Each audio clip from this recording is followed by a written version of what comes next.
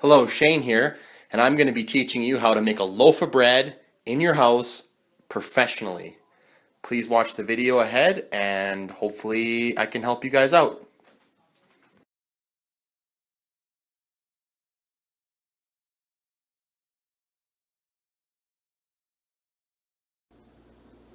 Hey, welcome to my home. I'm here to show you how to make a loaf of bread from scratch professionally in your own home.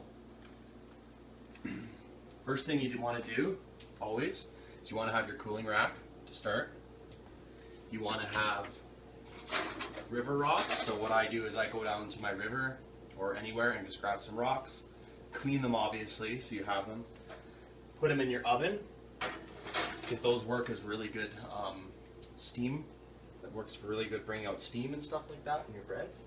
You want to have a greased up pan, and you want to have, now this is a recipe that I use for plain piece of bread, is my 545 grams of bread flour, 327 grams of water, 20 grams or 14 grams of salt, 7 grams of yeast, 20 grams of sugar, 20 grams of butter, and 27 grams of milk powder.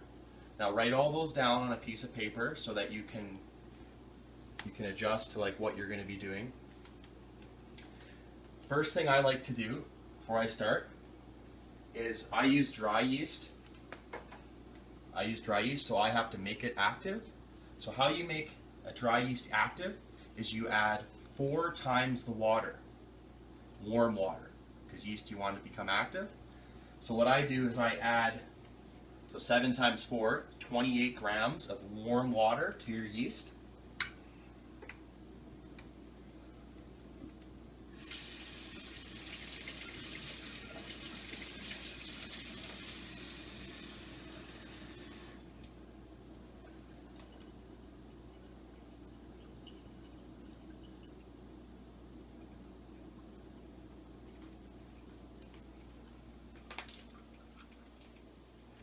.28 grams.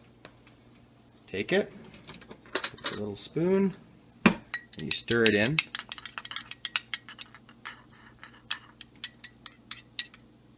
And now I'm going to let that sit for about 10 minutes and let it really activate. Until then, go on your computer, go have a drink of beer like I'm doing right now, and just have a good time. See you in 10 minutes. Hey, wow, that 10 minutes went by pretty quick when you're having fun, right? So, I was talking about how I like my yeast activated. Look at that. That's 7 grams of yeast activated, ready to go for making your bread. So what I do is I have my water.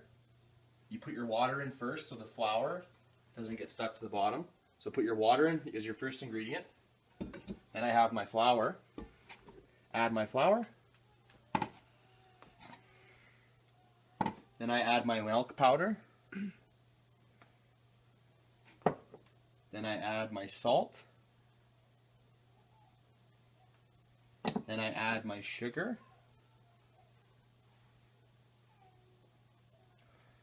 And it's very important, this is one of the most very important steps that you can have when you're making bread. Never put yeast with salt. You do that, your bread is done. So add your yeast. I add it on the side with the sugar because yeast feeds on sugar, which pops your bread up a little more. Okay. And then I add my butter.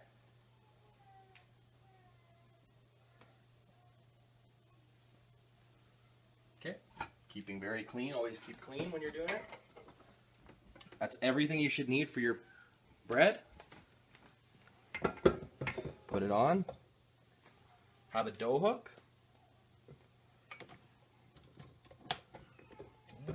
Down. Now, you let this slow mix for 2 minutes. I'll see you in 2 minutes. Okay, now that the 2 minutes is up, you switch up to high speed for 8 minutes.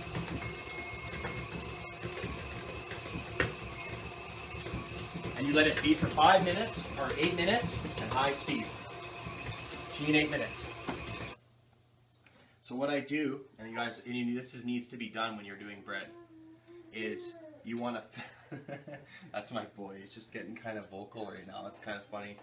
But you see, that's how you can do it. You can make bread at home with a kid at home.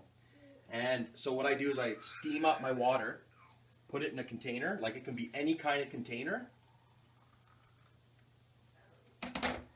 throw it in your microwave, and leave it in your microwave, because your microwave is going to work as your proofer. All the steam and warmth and buildup is going to build up in your proofer. So when you've shaped your bread and you put it into your thing, you have a safe way to proof it without damaging any parts, roofs in your house. A lot of people say, oh, go turn on the shower for half an hour and set the bread in there. Never do that. Just do this. Works as a good proofer. It's awesome. See you in a bit. So 8 minutes is almost up, but I want to show you guys. Come closer. You're going to hear this smacking sound. When you hear that smacking sound, the bread is almost done. There's a way to check it where you can do the window effect. Just take a ball, I'll show you in a sec. Look, notice how clean the bowl is too, while it's smacking. And you hear that smacking sound, right? That's a very good sign that your bread is done. Your dough is done. So I turn it off. And for you guys, I'll do the dough check. So right now I'll grab a chunk of dough. What you do is you grab usually from the bottom and you spin it like this. And you just go around the window. It's like a window effect. Notice how the gluten's sticking together and how it's like not really ripping apart. See that? See how it's kind of like really, it's like staying together? That's the gluten development right there. So that means your bread is done. So what I'm gonna do is take my dough out, and what a lot of people, look how nice that is. A lot of mistakes people do is they put flour on the table when they put their dough down. That is something you don't want to do, because then the flour is in the taste of your bread. When you're biting into it, you'll see chunks of flour on your bread. All you want to do, throw it on the table like that, nothing around it, cover it with a cloth, and walk away for 30 minutes. See you in 30 minutes. All right, so that's the 30 minutes done. That's the done mark. So this is what I do. You flip it up. Look at that piece of dough. Look at all the carbon dioxide that's built up in it. You can see. You poke it. See how your finger just kind of, you just kind of poke it and it comes back. So this is the next part of the stage of making bread. You have your chunk of bread here. Okay. Any loaf that I weigh, 750 grams. So you weigh up 750 grams of dough.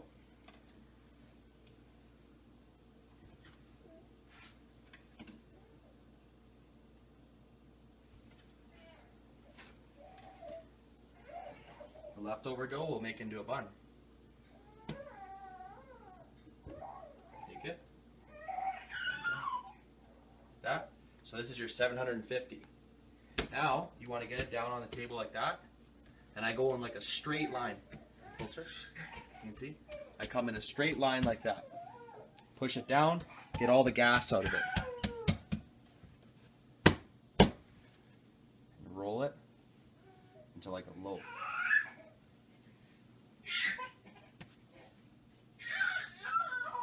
And now we let that sit for 10 minutes. I'll see you in 10 minutes. All right, so you've come back. 10 minutes has gone by. Look at your loaf. It's really puffed up. You can see it's grown a lot, right? So you be really gentle. You just pick it up, pop it in your pan.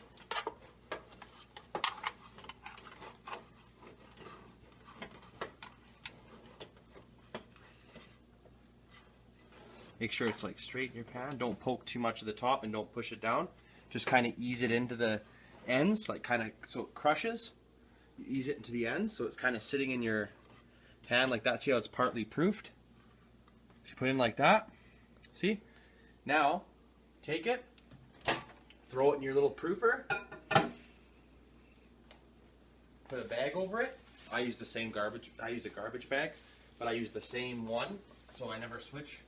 And you put it over your hot water and your thing and your bread. You put it in there for 40 minutes. Okay? Now, this is a really good time to start heating up your oven.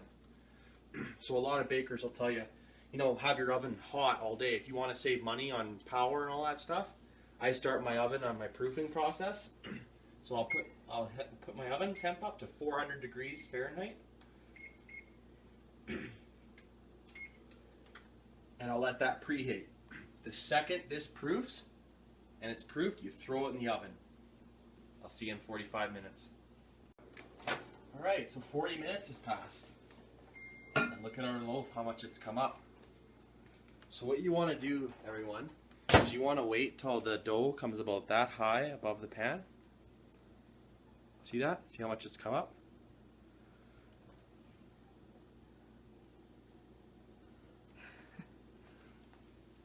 So what I'm going to do, this is a trick that I learned from an Austrian teacher that I had. Take a handful of ice, right here. See your river rocks that you had?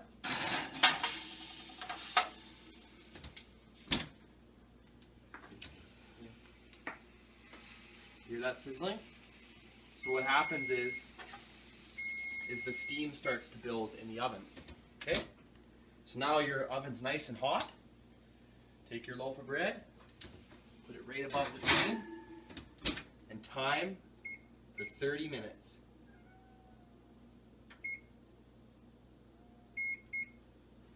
I'll see you in 30 minutes. Step 1, put your gloves on. Don't reach into the oven and pull your bread out with your bare hands.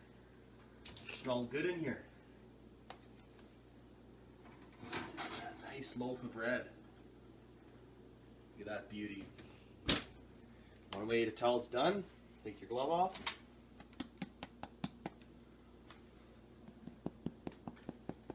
Hear that? You don't want to leave your bread in the pan either. You take it out of the pan and you put it on a cooling rack. Hear that? Ooh. Ooh. It's hot. Kind of like knocking on a door. And that is a plain loaf of bread. Now, this is my first YouTube I've ever made. So I want input in the comments below of breads you guys want to see me make or breads you want to learn how to make, and I can show you. Please subscribe and comment and share around. Thanks for watching, guys, and hope you all the best on your bread making.